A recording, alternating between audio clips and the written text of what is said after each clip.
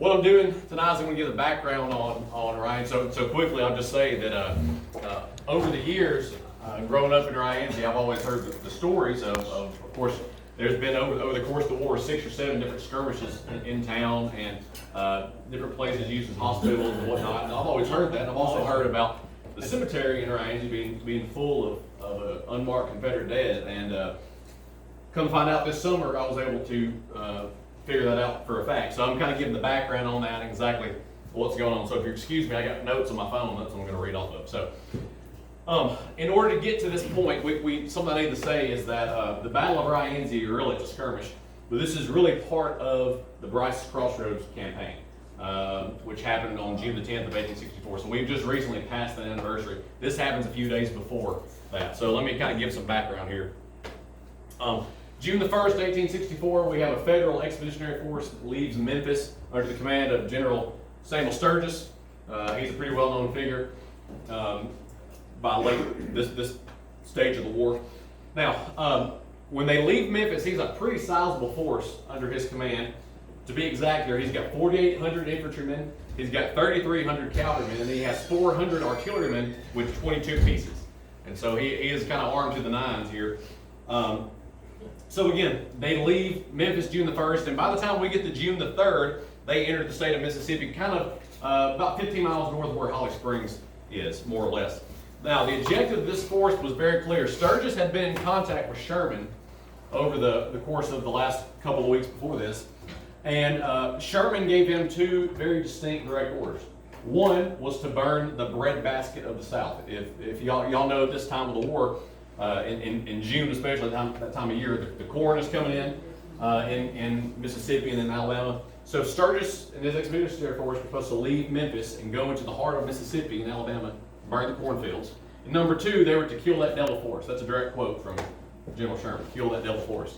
So those are his 2 goals, burn the corn, kill force. So this army now is split into 2 divisions. And the interesting thing about this I like to mention is this kind of reminds me how when Grant is starting the war here in the West, here at Shiloh is a good example of that, he uses the Navy and the Army, and he uses them, they're separately commanded, but he uses them in conjecture. We're going to see the same thing here. Sturgis is going to use the infantry and the cavalry completely separate, but they're both under his command. So really quickly, we're not really focusing on the infantry tonight, but I'll just kind of give you how this is broken down. So you've got the infantry division that's commanded by Colonel William L. McMillan. It's divided down into 3 brigades. First brigade, commanded by Colonel Alexander Wilkin, had about 2,000 men and 6 artillery pieces. Second brigade there consisted of 1,600 men and 4 pieces. It was commanded by Colonel Hodge. And rounding off the infantry division was the 3rd brigade, whose ranks were filled by 1,200 black soldiers and 2 pieces of artillery commanded by Edward Bouton. Now, this is the famous regiment that we're going to see at Bryce's Crossroads. That is kind of the rear guard of the Federal retreat that's under Bouton. So, they're the kind of less important ones here. We're going to focus more on the cavalry tonight. For all y'all guys who appreciate the cavalry, we're going to talk about them now. Now, cavalry division is divided into 2 brigades. They are commanded by Benjamin Grierson. Now, Grierson should be well known to you for at least one reason. That is from the movie Horse Soldiers. You remember John Wayne portrays him in that movie. Very good film. And number 2, he is responsible for the Juneteenth holiday. He's the one who goes into the coast of Texas and gives those blacks down there the news at the end of the war. So anyway, that division, or that brigade, is divided down into 2. And you've got the first one commanded by Colonel George Warren Jr., and then the second one by Colonel Edward Winslow. Now, these are the ones we're going to be focusing on mainly, and they have pretty good firepower with them too. 1,500 troops and 6 artillery pieces in the first, and you have 1,800 troopers with 8 artillery pieces in the second. Now, something I want to mention about Grierson's cavalrymen is they are armed to the teeth with a pretty new age weapon at the time, and that is the Spencer's carbine. Now, the Spencer's carbine, for those of y'all who don't know, was a marvel of engineering for the time, and rather than carrying a cartridge box with individual cartridges, their muzzle loading, they carry this thing slung across them that has a tubular magazine. And it holds 7 rimfire cartridges, and they're put into the butt of the gun. There's a hole back here, you push them into, they're spring loaded. And the trigger guard acts as a lever, so a very early rendition of a lever action. You lever the cartridge into the chamber, pull the hammer back, you're good to go. So this gives them overwhelming firepower. Now, not all of the cavalrymen are armed with a Spencer, but most of them are. I found that through records. And this is going to come into effect later when we get down to the actual battle itself. So this gives them very much overwhelming firepower compared to the Confederate cavalry, who at this time, of course, are still, most of them are using the muzzle-loading carbines. All right. So very quickly, once they enter into Mississippi, the cavalry division gets word that Forrest is indeed in the area, and Forrest has a pretty sizable force. They estimate his force at this time about 3,000 men. That's not exactly right. He had a little more than that. But that's what they estimated. And they also found out that he is around the vicinity of Tupelo, which was also true. Now, they got some other word. They had also been told that General Forrest was planning a strike into central Tennessee, and that was true. So I'll give you some background on that. General Forrest's next commanding officer over him was this gentleman here, that's Stephen D. Lee. And he had been in constant contact with Lee throughout the month of May, and April as well, trying to convince Stephen Lee to let him attack the supply lines that were getting Sherman his supplies. So if you remember our timeline here, by this time we're in June of 1864. Sherman is in Georgia, making Georgia howl, as the old quote goes. And Sherman is getting most of his resources from that railroad that goes from central Georgia into Chattanooga and then toward into Nashville. So what Forrest wants to do is leave Mississippi, go into North Alabama, and then go into central Tennessee and cut that supply line in the vicinity of Chattanooga. Stephen Lee doesn't want him to leave because of what's about to happen here. Stephen Lee says, listen, there's a very sizable, obviously, federal force in Memphis. Any of them could leave Memphis at any time and come into this region, burn the crops, whatever. So Stephen D. Lee's, worst nightmares were about to be realized. But eventually, at the end of May, Stephen is going to give Forrest the recommendation, the opportunity, whatever word you want to use there, to leave Mississippi, leave Tupelo, and then go into Alabama. So that's exactly what he is going to do. Forrest departs Tupelo on June the 1st with around about 3,000 men. Now he leaves a sizable amount of his command in Alabama, and there is another part of his command in New Albany, but he takes the majority of his soldiers with him, about 3,000. They travel as far as Russell, Alabama, before Stephen Lee finally gets the word that the Federal Expeditionary Forces made it into Mississippi. So immediately he sends a courier to find Forrest.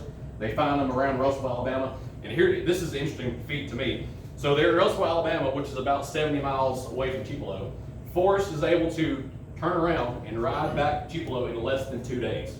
So they cover 70 miles in less than 2 days, and that's pretty impressive to me. That was supposed to have been riding hard.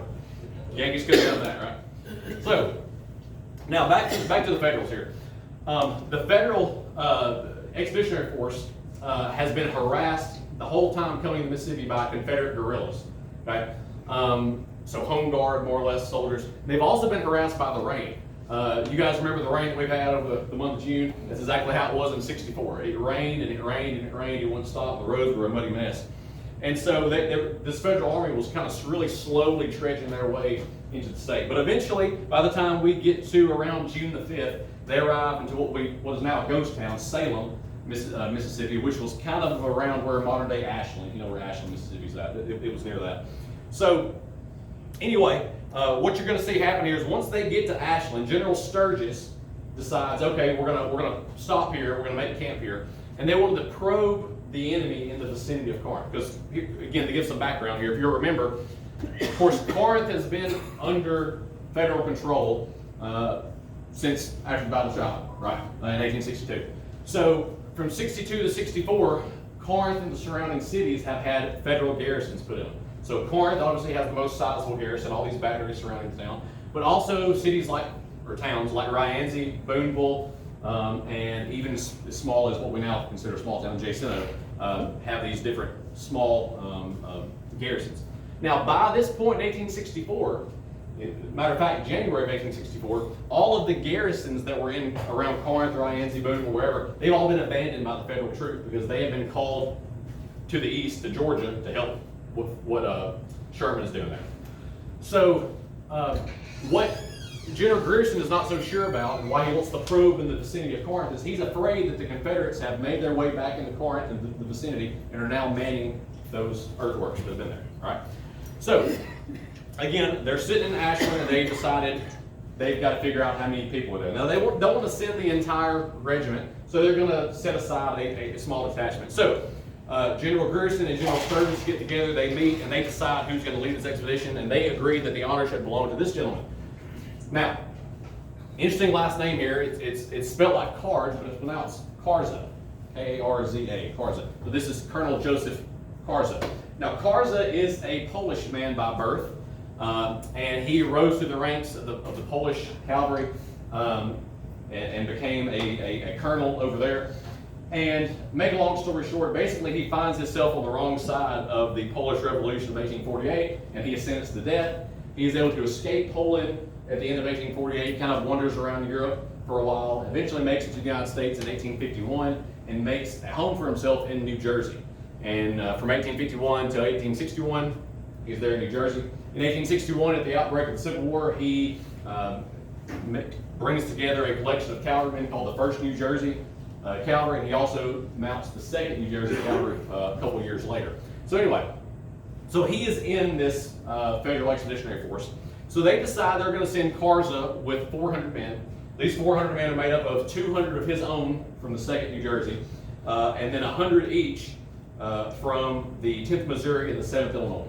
So these 400 men are given a pretty lengthy list of things to do. So first thing they're going to do is they're supposed to ride from Ashland, Salem, to Ripley. Ripley has, for a long time, from the beginning of the war to now in '64, has been known as a Confederate hotbed. You guys have probably heard the stories of all the Confederate guerrilla regiments that were formed in and around Ripley. So Ripley has always been a thorn in the side of the Federal occupiers. So they're first to ride to Ripley. Once they get to Ripley, at that time, what we in Rienzi now know as Highway 356, which cuts across Highway 45. That was the main drag, the Rienzi and Ripley Road. They were to ride down that road to Rienzi. Once they get to Rienzi, they were supposed to do a couple things. One, they were supposed to tap the telegraph lines. And the question there being why. Of course, the telegraph lines run from Rienzi, the depot there, north to Corinth. So the point was they were going to tap the telegraph lines there and see if there was any intelligence, anything going on in Corinth. Once they did that, they were supposed to tear down the telegraph lines. They were then supposed to turn their attention to the railroad and start ripping up some of the track, making Sherman's neckties out of them. They were then supposed to burn down the depot and any other supplies that could have been used by the Confederate war effort. They were then to ride north up the Mobile, the Ohio Railroad, until they got to the Tuscumbia River, where the railroad trestled across the Tuscumbia. They were supposed to halt there, send a courier back, and let the general know what they were doing, and then continue riding north to Corinth and check it out. So this is a pretty lengthy amount of tasks they got to complete. So, but complete it they would. So they are going to leave Salem on June the 5th at about 6 p.m. And the reason we know this so exact is because Karza writes out a really detailed report after all this is done. So again, they leave June the 5th around 6 p.m. He also mentions in his report that it had been raining nonstop, his words, for 4 days prior to this. So in his claim, 4 days straight, day and night, it's been raining. And eventually, he said it stopped about 2 hours before they left at 6 p.m. on June the 5th. So you got to imagine that's a torrential downpour. So you also got to imagine once they leave, again, small contingent of troopers here, only 400 under his command, but they've got to ride on those muddy roads. So it's a very difficult task. Despite this setback of the muddy roads, they're going to arrive in Ripley by midnight on June the 6th. So they make pretty good time. We don't know a lot about what they did in Ripley. We know, according to Karza's report, that there is a doctor there, but his name is leaving me at the moment. There was a doctor that lived in Ripley who was a known Confederate sympathizer. They break into his house around midnight, ask him questions. He doesn't know anything, and then they continue riding on toward Rienzi. Now, let's go back in time a little bit the day before. By the time we get to June the 5th, Forrest has now, in the wee hours of the morning, very early on June the 5th, Forrest has now been made privy to Karza and his expeditionary, of the bigger expeditionary force, going toward Rienzi.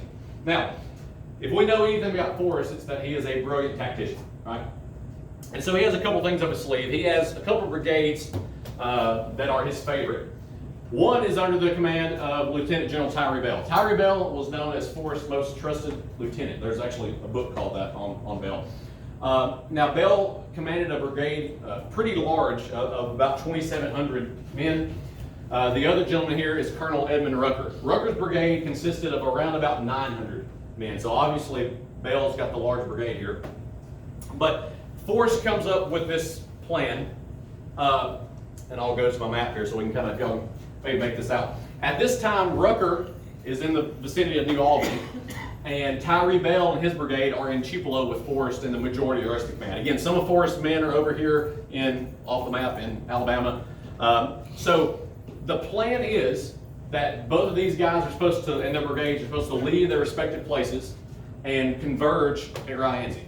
So he sends a courier to Rucker in New Albany, basically says you're going to ride to Ripley, and then you're going to ride the same track that Carter's men did. You're going to ride from Ripley, following the tracks of the Federal cavalry till you reach the west side of Rienzi. And then Tyree Bell's mission was very simple: just ride straight north, and you're going to hit south of Rienzi. So basically, they were planning a pincer move and to trap the small Federal contingent there in Rienzi, attack them from the south and from the west. Now, again, kind of going back here, something I need to mention.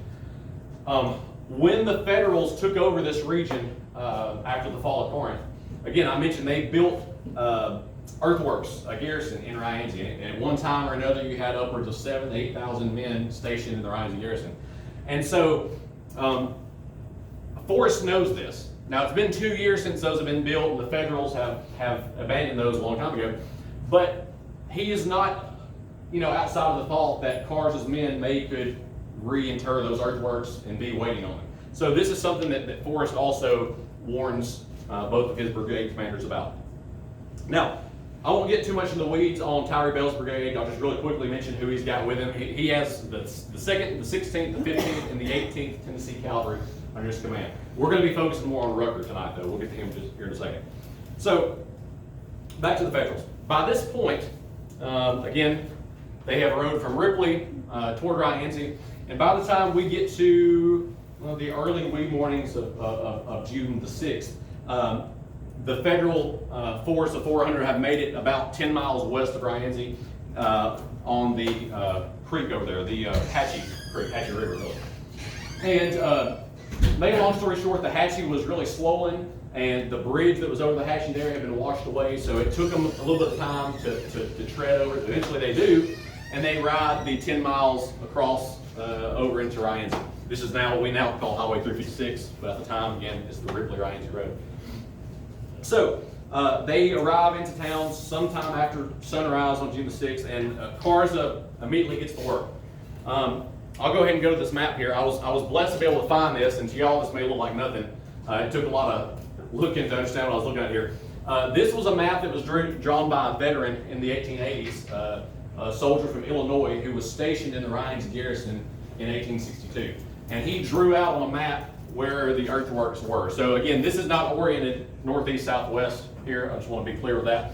This direction here is your western direction, and this is your southern direction. Okay, so that north is that way. So the map is oriented a little crooked here.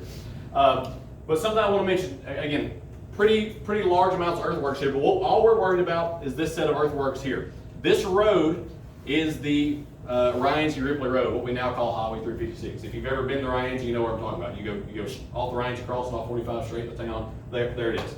So immediately when Carza arrives to Rienzi, these earthworks are still here. If you notice, there is a artillery redan built here over the road. It's still there at the time.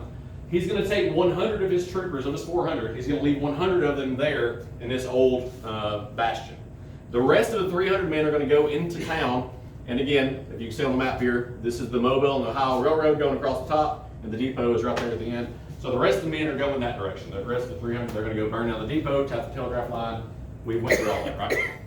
So this area to the west of town is going to become where the fight actually is going to, the skirmish is going to take place. So as the morning went on, again, Carza orders that any supplies that they couldn't carry are going to be piled around the depot, and the depot is going to be set to the torch. They burn down the depot, supplies. What we don't know, this is kind of what I haven't been able to find in research. We know that the federal, we know this through local history, word of mouth. The federal forces at one time or another also burnt down like the Baptist church in town, burnt down some other stores. What's unclear is if that was when they abandoned Rienzi in January, or if that was when this took place in June. We don't really know. But either way, we know for sure they burned down the depot, maybe other buildings as well. Now, by mid-morning, Rucker's brigade is finally arriving to the west of town. Now, something I need to mention here is for whatever reason, I'll go back so we can go to this map and see. For whatever reason, both of these guys, if you go more or less as the crow flies here, they both had to travel almost the same exact amount. They also left pretty much near the same time, within an hour or two of each other. For whatever reason, though, Rucker makes it to Rienzi long before Bell does. By the time Rucker gets to Rienzi, Bell is still almost an hour or two away. You could probably blame that on the roads. I haven't found that in your report. That's just my opinion. But for whatever reason, Rucker is going to arrive to the west of Rienzi before anybody else.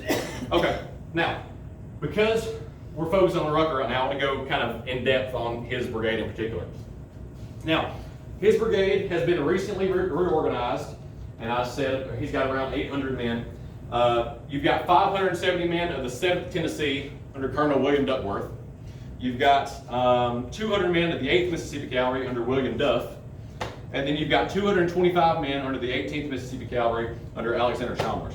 Now, if we know anything about Forrest, which I think we do, we know that his cavalrymen are nothing like cavalrymen in the East, right? Eastern Cavalry and Western Cavalry are two whole different schools of thought. Forrest trained all of his officers to use their cavalry like a mounted infantry, right? You get to the field, you dismount, right? Basically, they were just, the horse was just a means to get there, right, quicker. So we know this from reports. Rucker's brigade, under these gentlemen here, they're going to arrive to the west of Rienzi. If you've ever been to Rienzi, you'll know there are two big ridges when you're going into the west of town. They dismount behind the second ridge, or the first ridge rather. That second ridge is where the earthworks are built on. So when Rucker's men dismount over here on the west side of the first ridge, Kars's men don't know how many there are.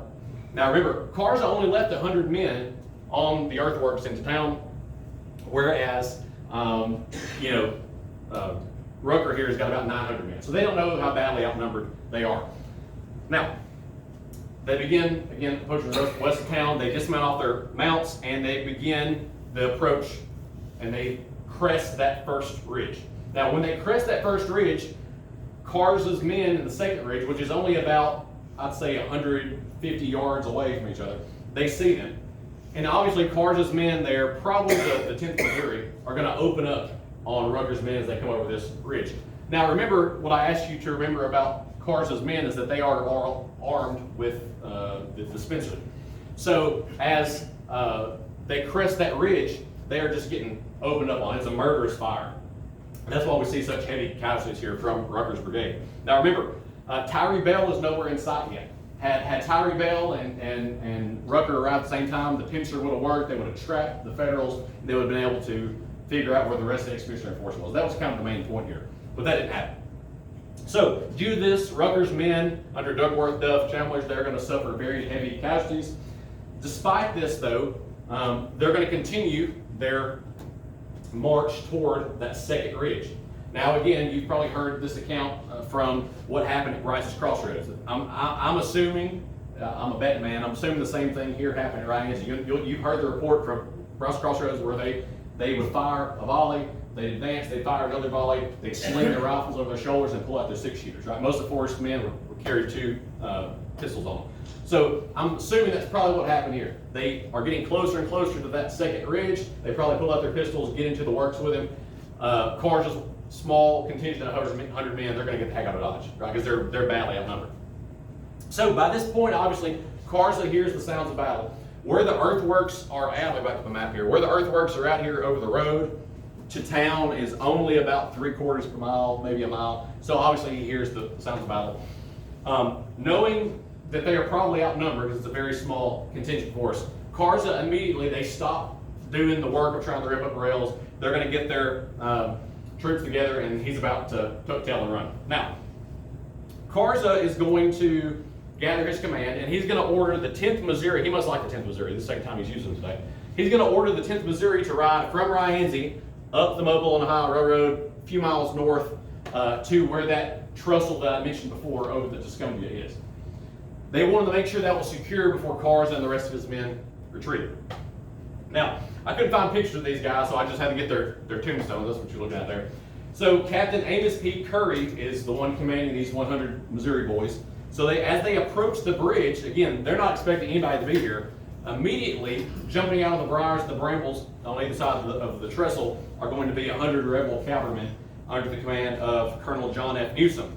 And he's attached from Tyree Bell's brigade. So by this time, Bell is getting close in the Rienzi, even though the battle's already over. Now, we don't know much about this skirmish, but what we do know is from federal reports, we know that no Federals were killed at that small engagement at the bridge, but they did take 7 Confederate prisoners. And Newsom was able to successfully burn the trestle. It must have been a wooden trestle because in the report it says it was burned down. So, long story short here, Cars' escape route, Cars' way out to Corinth has now been burned down. Again, remember, the rivers are all swollen. And so, with his escape route gone and Rucker hot on his heels from the west, he's got to figure out what he's going to do. So what he does is he decides he's going to go down in the Tuscumbia bottom, down into the swamp there, avoiding the main roads. And what he does is the word that he used in his report, he's going to impress a citizen to give them the way to where they need to go. If you don't know what that means, basically they threaten his life and say, if you don't show us the way out, we're going to kill you, basically. So they find a citizen down there in the Tuscumbia River Valley, and they tell him they need to get back to the Hatchie River. That way they can get over back to Ripley. That's their main goal. So, Cars' men, you have to imagine, it's June, and they're in a swamp off the Tuscumbia River. So you got to imagine it's probably pretty miserable, pretty hot. And remember, it's rained for days and days before this. So they get down to the Tuscumbia bottom. They're making their way westward toward the Hatchie River. And by the night of June the 7th, they're soaked, they're exhausted, and they find a little tiny island in the middle, according to his report, in the middle of the Hatchie River, and they bivouac for the night there. I imagine they didn't get much sleep that night. Carza leads his men off this island before morning breaks, and by this time, though, Rucker has now been informed of his whereabouts, probably by local citizens. Again, they're all Confederate sympathizers in that region. So, with the Confederates now closing in, a relief force finally is going to meet Carza east of a town called Ruckersville, which was around about where modern-day Faulkner is at, if y'all know where that's at. And finally, around 8 o'clock the next morning, the combined command arrives back to Ripley, and by June the 8th, they're home free. So, just like how Forrest was able to ride 70 miles in less than 2 days, that was really impressive. The impressive thing here for the Federals is that they were able to retreat for 75 miles, and according to Carter's reports, he claims that not a single one of his 400 troopers were killed in the whole escapade. And so that's pretty good odds there, if you will. Now, a couple things I'll mention here. Y'all might not can see this. I drew this out more or less on modern day maps. You can see kind of what I'm talking about here. So the first ridge in the Rienzi is somewhere around here, and this is the second ridge, and this is where you used to have the earthworks at. So this is where Rucker's men are charging across and pushing them back into town. I forgot to show you that. So again, that's more or less. Now, back in Rienzi, at this point, the loss of life is obviously going to be pretty large. At the time, as far as I know, to this point, I've not found any actual Confederate numbers on the amount of people that died here. The only thing that I've got to go off of is local history. And this is pretty interesting. There was a young boy who lived in Rienzi at the time by the name of Oliver Perry. He was 12 years old in 1864 at the time of the battle. And he claimed in his memoir that he estimated somewhere between 100 and 300 Confederates were killed at the Battle of Rienzi. Now, again, for a long time, that was kind of taken with a grain of salt, so bear with me here as I go forward. So, long story short, what he says happens here is that, so again, kind of place it, here's your more or less battlefield. This is where most of the Confederates are going to be struck down here in this open fields here. He says that the local citizens of town, which by this time he mentions are only women, children, and old people, they're going to go out to the west of Rienzi, they're going to pick up the dead on the wagons, and they're going to go down this little road here, which is now County Road 442. This used to be what was known as the Boonville and the Rienzi Road. It's connected to Boonville and Rienzi, obviously. And if you go a little piece down this road, you'll notice down here at the bottom of the screen, this is the Rienzi Cemetery. So in the southeast corner of the Rienzi Cemetery were open plots, open spaces. So what Oliver Perry claims is that they load up the bodies on wagons, They went down to that southeast corner of the cemetery, they dig shallow graves, they wrapped the Confederates in their blankets, and they buried them there. Now, that's according to his first-hand account, and I take that as pretty serious. Now, that's why that section of the cemetery laid open for so long. And again, growing up there, you know, you have the old people in town say, well, my granddaddy always said that's where they were, and da-da-da. And during Decoration Day every year, they always stuck a Confederate flag in the ground over there. So that was kind of a given. Now, this kind of brings me to the modern stuff here. About, I guess, 4 or 5 months ago, my brother-in-law comes to me and he says, if we could get some ground penetrating radar out there, would you be in favor of it? And I said, yes, sir, I sure would. So he's able to get that together, wrangle that up, and we go down here to the Rienzi Cemetery, and we scan over. If you've never seen a ground penetrating radar, it looks like a push mower, and it scans and it penetrates the ground and lets you know what's under there. And through that, we're able to find somewhere between 153 to 160 bodies in that southeast corner. So again, while we, didn't dig them up to see, we're going off of all of Perry's reports here. Those are your Confederate dead from the Battle of Rienzi. Now, let me kind of go back in time here. By this time, after the battle's over with, the citizens are burying the dead here. Tyree Bell's brigade finally arrives to the south. So Tyree Bell's brigade is coming up this road as the locals are burying the Confederate dead. You've got to imagine, you're in the Confederate Army in June of 1864. It's not going too well for you. They probably need some supplies, and I'm a bet man here. I'm guessing as they drive by, or they're riding by this road and they see their wounded comrades out there, they're probably going to take whatever they can get off their bodies before the locals wrap them in their blankets to bury them. That's just my 2 cents on the matter. Now, the interesting thing I want to mention about Tyree Bell's brigade is they're going to ride into town. Forrest orders them to stay put in Rienzi, secure the town, because he doesn't know if there's other Federals in the area. And they camp here in Rienzi for the next couple nights until June the 9th. Now, June the 9th, anybody is familiar with that date, this is when Forrest has his very famous Council of War in Boonville, where they decide they're going to attack the Federal Expeditionary Force there at Bryce's Crossroads. So, the interesting thing I want to say about Bell's brigade is they are the farthest brigade away from Bryce's Crossroads. Rienzi is 25 miles away, taking the old roads from Bryce's Crossroads. So he has the longest to go. Because of this, after the Battle of Bryce's Crossroads breaks out, he is the last brigade to arrive, and when they finally arrive on the battlefield, they're dismounted and they're put on the Confederate left flank.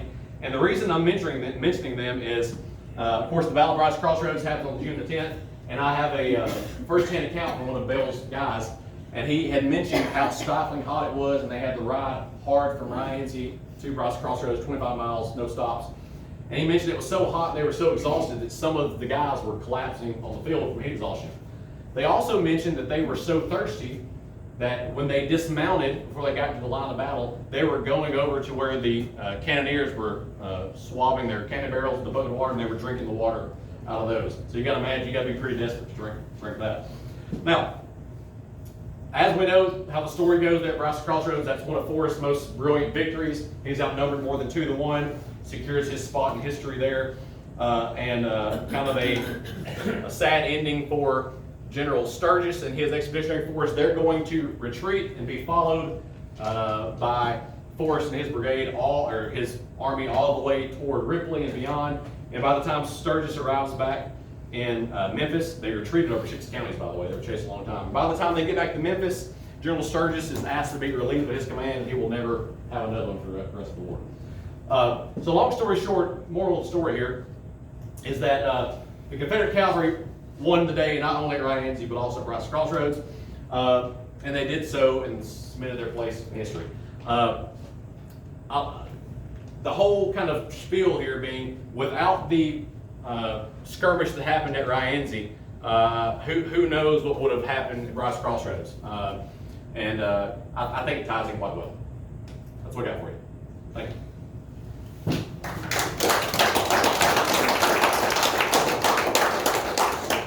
Question. Yes. Could y'all tell when you were doing the excavate, were they stacked or were they close That's a together? good question. Well, at first the older people in town always told me that they assumed it was a mass grave stacked. When we started doing the radar detection, we noticed that that's not true. They're all individually spread out. And the reason for that is, of course, it was Confederate citizens who were buried Confederate dead, so they were probably a little more respectful with the burial. So rather than, out here, the burial trenches you have here on this battlefield where they're stacked like cordwood, they're actually, it's not perfect, but they're spread out usually about 5 feet apart from each other. We've got that flag out there. I should have brought pictures of that, but I didn't, but yeah, we got that flag. And y'all got the area marked. We do, and we're working right now on the SCV camping cars. We're getting on putting a fence around it and a marker, so we're working on that right now. Yes, sir. Y'all gonna travel that on the stage, right? Do what now? I'm sorry. Y'all gonna travel across the road on the stage, I haven't. I haven't. There's some more over there. It's funny you say that. I've been told, of course, and I know this through history, in Rienzi there was a couple of homes that were used as field hospitals throughout the course of the war. So I've been told that there are others elsewhere buried around these homes, so that's, I don't doubt that at all. Yeah. Anybody else? What kind of official reports exist on the battle? Very few. The main one that I used to do a lot of this was Kars's report. His is pretty much the only one. There are 0 Confederate reports on Rienzi, at least that I found. If there are, they could have got lost, destroyed. I haven't done much research on this regard, but if you'll recall, a few months before this, General Forrest's brother dies, and is it Oklahoma? Oklahoma. And I've been, again, I don't know if this is, I haven't done much research on it. I was told by somebody that his brother, Jeffrey Forrest, kept up with a lot of the official paperwork, numbers, stuff like that. And so this is a few months after he dies, so maybe that's why there's no official report on it. I don't know, that's just me kind of fishing there. But yeah, Kars's report's the only one that exists. And I can get that to anybody who's interested in it. Good job. Yes, ma'am. Good job. The car, so what happened to him after he escaped? Well, they escape Rienzi, and again, remember that they spend those next couple of days kind of in the swamp, and you got to imagine he's kind of fed up with it. They eventually make it back to the Expeditionary Force, and he is present at the Battle of Bryce Crossroads. And so he has to retreat twice in just a couple of days, so that's a little too fun for him, I guess. But he survives the war, goes back to New Jersey, he's buried there today. Wonder how many of his men got bit by copperheads? I don't know. Well, I always assume, in his report, he claims that 100% of them made it back alive. So I thought that some of them had to be injured in some way or something like that. So surely, but anyway, they all survived. So he says. All right. Good job. Thank y'all. Appreciate it. Good job. Thank y'all for having me.